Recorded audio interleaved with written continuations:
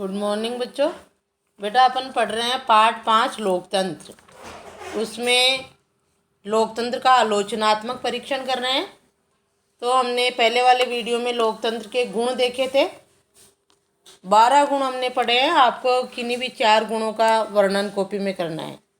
आज का टॉपिक है हमारा लोकतंत्र के दोष या फिर विपक्ष में तर्क। यहाँ लिख लो आप। गुण को हम कहेंगे पक्ष में तर्क। लोकतंत्र के पक्ष में तर्क यानी गुण, और लोकतंत्र के विपक्ष में तर्क यानी लोकतंत्र के दोष, कमियां। तो देखो लोकतंत्र में क्या दोष है, क्या कमियां हैं, या लोकतंत्र के विपक्ष में हम क्या कह सकते हैं, या विद्वानों ने क्या कहा है। लोकतंत्र में निम्नलिखित दोष है जिन्हें हम इसके विपक्ष में तर्क भी कह सकते हैं। विपक्ष में तर्क पूछ ले तो भी आपको यही बताना है। देखो, सबसे पहला विपक्ष में तर्क है कि लोकतंत्र की व्यक्ति संबंधी धारणा भ्रमपूर्ण है। राजनीतिक लोकतंत्र जो इसका लोकतंत्र का रूप हमने पढ़ा था, उसमें हमने पढ़ा था कि लोकतंत्र जो है व्यक्ति को एक बुद्धिजीवी प्राणी मानता है, इसलिए जो है उसको मतदान का अधिकार दिया गया है। तो लोकतंत्र में का दोष यह है कि लोकतंत्र की जो व्यक्ति को एक बुद्धिमान और विवेक संपन्न प्राणी माना है ना, ये धारणा क्या है, भ्रमपूर्ण है। क्यों? क्योंकि व्यक्ति तो जो है किसी भी थोड़े से लोभ लालच में आकर अपना निर्णय बदल देता है। तो देखो कैसे जो है व्यक्ति संबंधी धारणा भ्रमपूर्ण है। लोकतंत्र व्यक्ति को बुद्धि व विवेक संपन्न मानता है, अतः उसे मताधिकार देता है और मानता है कि वह राजनीतिक मामलों में परिपक्व निर्णय देने में समर्थ होगा। किंतु आलोचकों का मत है कि व्यक्ति मूलतः ऐसा अबौद्धिक प्राणी है जो अपने मूल संवेगों और आवेगों से चालित होता है, और इसलिए व्यक्तियों को जब मताधिकार दे दिया जाता है तो हमें व्यवहार में लोकतंत्र की जगह भीड़तंत्र मिलता है। आलोचकों ने ये कहा है कि लोकतंत्र को, इस व्यक्ति को जो है बुद्धिमान और एक विवेकशील प्राणी मानकर जो मताधिकार दिया गया, उसका जो है व्यक्ति अपने संवेगों और आवेगों से चालित होकर, यानी उसको कोई भ्रमित कर देता है, लोभ लालच दे देता है, तो वो अपनी बुद्धि का प्रयोग नहीं करता है मतदान करने में। इसलिए जो है हमें लोकतंत्र की जगह क्या मिल जाता है, भीड़तंत्र मिल जाता है।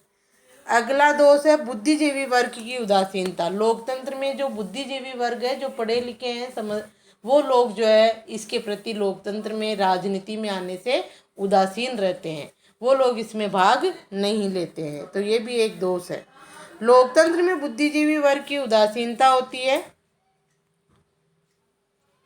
इस व्यवस्था में ये माना जाता है कि गुणों की अपेक्षा संख्या को अधिक महत्व दिया जाता है। इस कारण से समाज में बुद्धिजीवी वर्ग इस व्यवस्था में सक्रिय रूप से भाग नहीं लेते हैं। तो आप इसका वर्णन अच्छे से कर सकते हो 4 दोषों में। व्यक्ति की भ्रमपूर्ण संबंधी धारणा, इसका भी कर सकते हो कि बुद्धिजीवी वर्ग की उदासीनता है। जो बुद्धिजीवी वर्ग है, समझदार लोग हैं, वो जो है इसमें भाग कम लेते हैं, सक्रिय रूप से भाग नहीं लेते हैं। अगला है शैक्षिक महत्व का दावा भ्रमपूर्ण।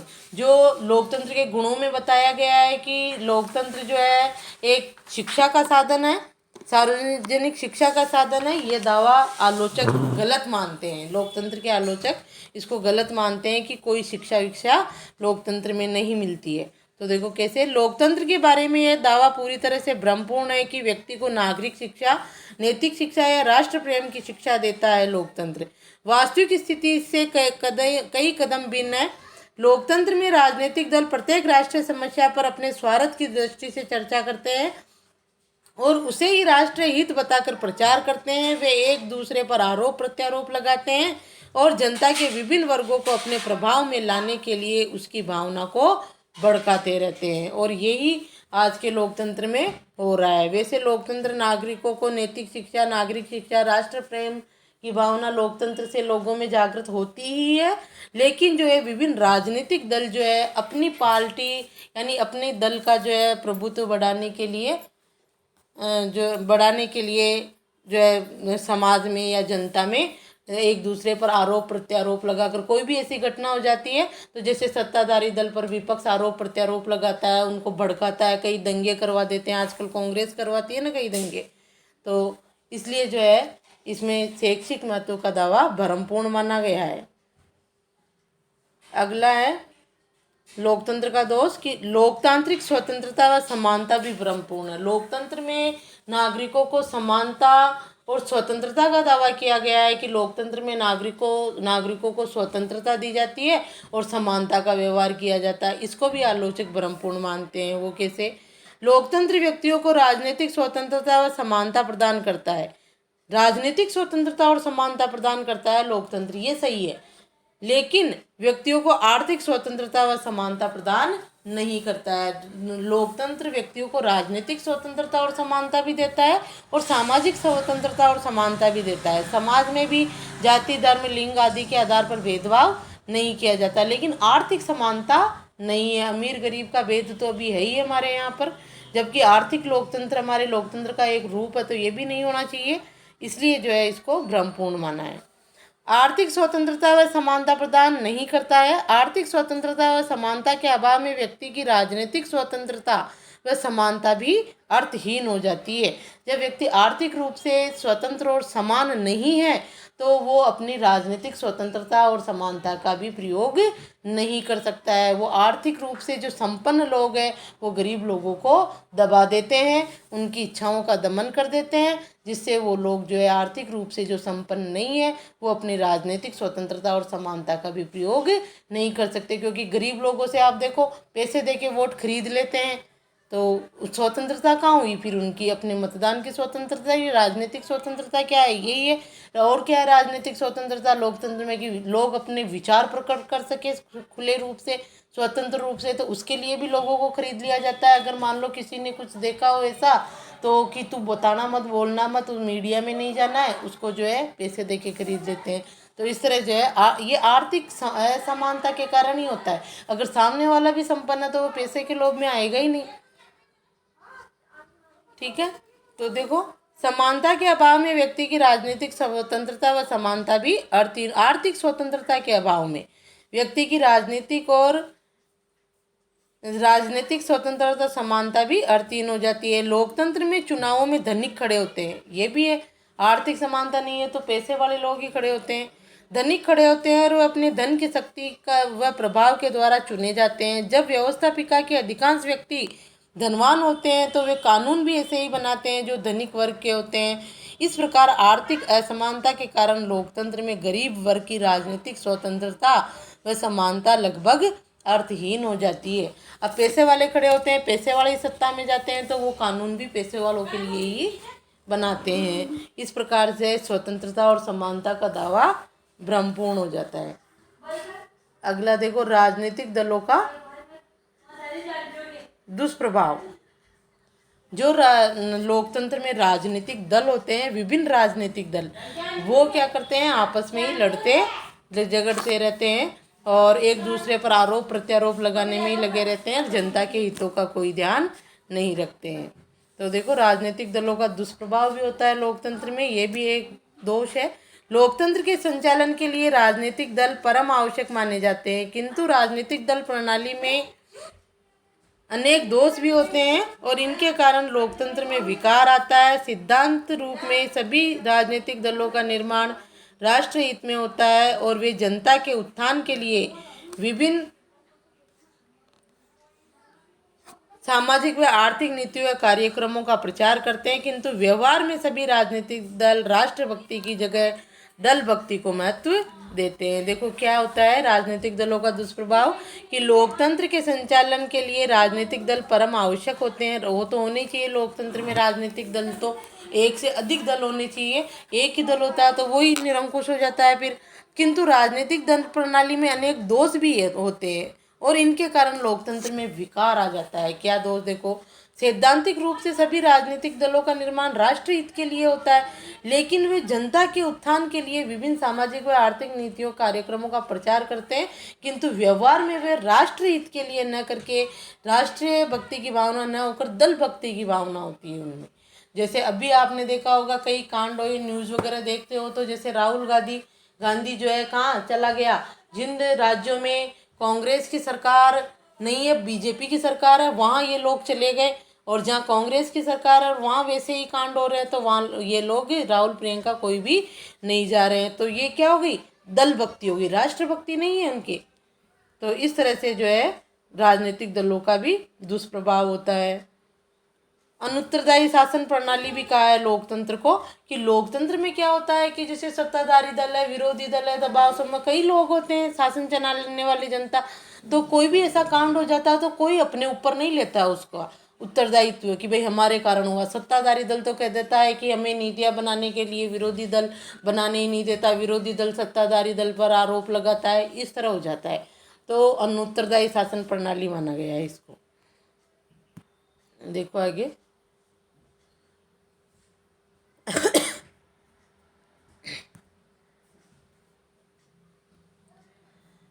कैसे ये भी आप आसानी से वर्णन कर सकते हो, टिक लगा लो इसके, इसका वर्णन याद करना है कि लोकतंत्र एक अनुत्तरदायी शासन प्रणाली है। कैसे, सिद्धांत रूप में लोकतंत्र को जनता के प्रति उत्तरदायी शासन बताया जाता है। यही है कि लोकतंत्र जो है जनता के प्रति उत्तरदायी शासन है।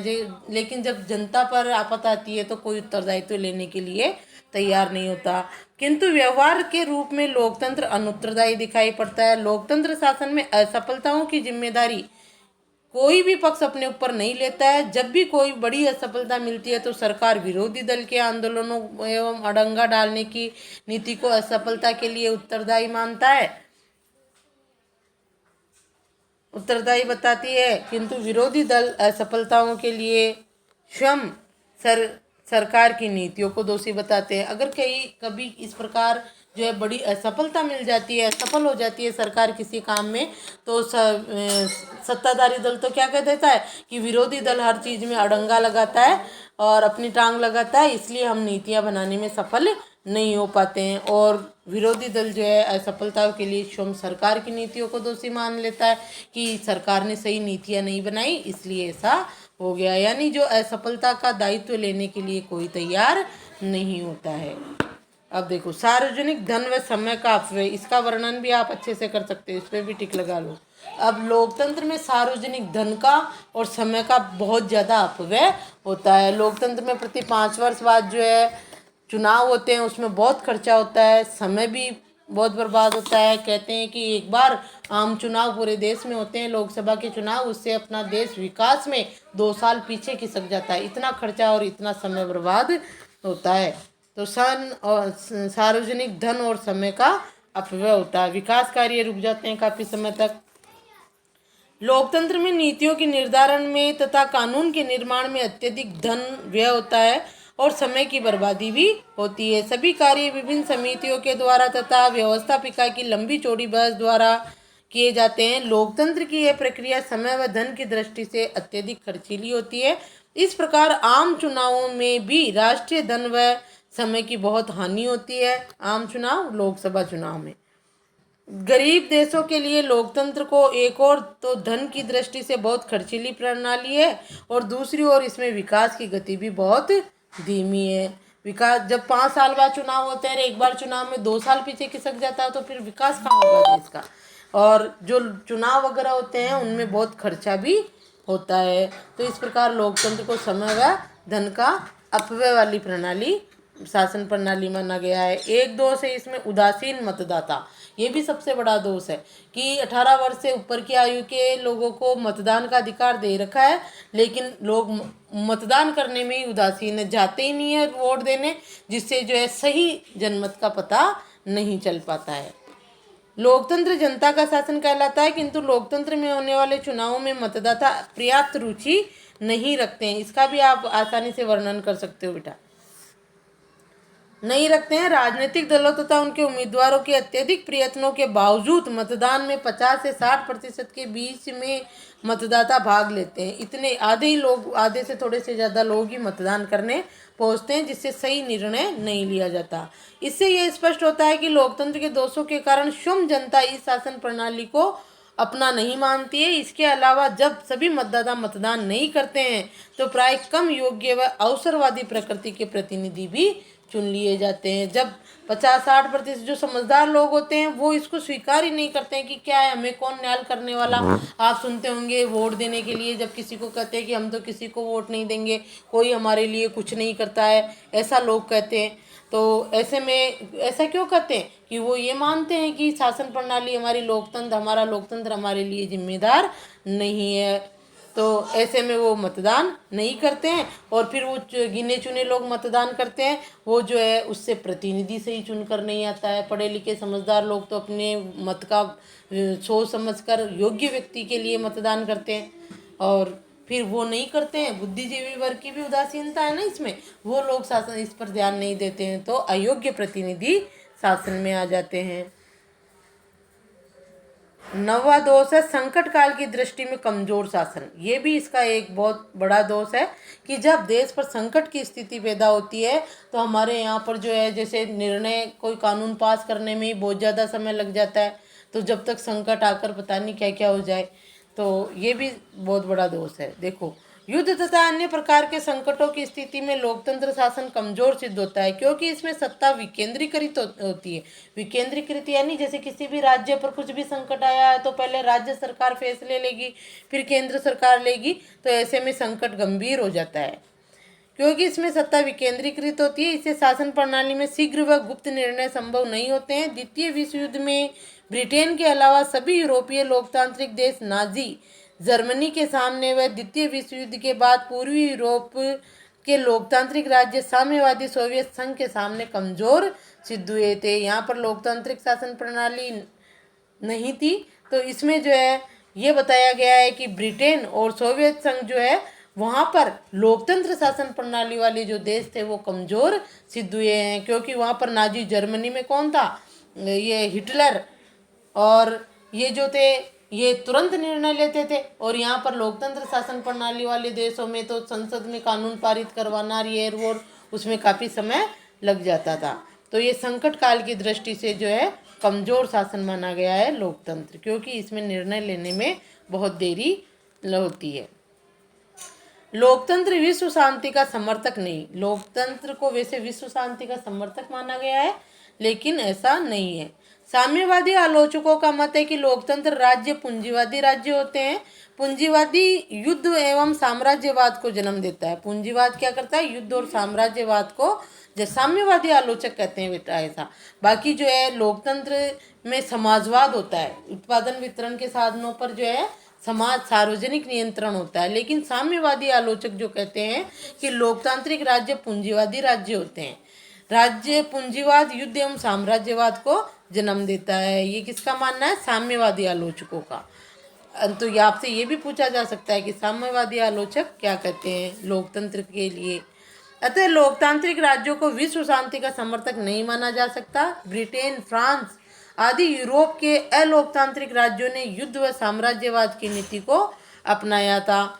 यहाँ पर लोकतंत्र नहीं था। ब्रिटेन, फ्रांस आदि यूरोपीय राज्यों ने यूरोप के लोकतांत्रिक राज्यों ने, जो ब्रिटेन फ्रांस के जो लोकतांत्रिक राज्य थे, उन्होंने भी युद्ध और साम्राज्यवाद की नीति को अपनाया था। इसलिए जो है साम्यवादी आलोचक कहते हैं कि ये जो है विश्व शांति का समर्थक नहीं है, क्योंकि जहाँ पर लोकतंत्र था ब्रिटेन फ्रांस में पहले से ही, उन्होंने भी जो है साम्राज्यवादी नीति को अपनाया, यानी अपने साम्राज्य का विस्तार करने के लिए उन्होंने युद्ध किया है। यद्यपि वर्तमान में यूरोप के समृद्ध लोकतांत्रिक राज्य युद्ध एवं राजनीतिक साम्राज्यवाद के विरोधी दिख पड़ रहे हैं, किंतु उनकी नीतियां एक नए प्रकार के आर्थिक साम्राज्यवाद को जन्म दे रही है, जिससे हम नव उपनिवेशवाद कहते हैं। उपनिवेशवाद, जैसे हमारा भारत जो है ब्रिटेन का उपनिवेश था, तो इसमें क्या है, जैसे अब लोकतंत्र में द्वितीय विश्व युद्ध के बाद संयुक्त राष्ट्र संघ की स्थापना हुई और साम्राज्यवाद के लिए युद्ध कर ही नहीं सकते, इस पर प्रतिबंध लगा दिया कि अपनी अपनी सीमा में सभी रहेंगे। लेकिन जो देश है साम्राज्यवादी जो देश है वो क्या कर रहे हैं, अब छोटे देशों के को अपने उपनिवेश बना लेते हैं। जैसे हमारे भारत को उपनिवेश बना लिया, तो वैसे ही हम उनके अंडर में आ गए। ब्रिटेन का जो भाग नहीं रहा, भारत भारत ही रहा, लेकिन शासन तो उनका रहा ना। तो इस तरह से उन्होंने एक नया तरीका अपनाया नव उपनिवेशवाद का। वे बहुराष्ट्रीय कंपनियां तथा अंतर्राष्ट्रीय आर्थिक संस्थाओं की मदद से अफ्रीका व एशिया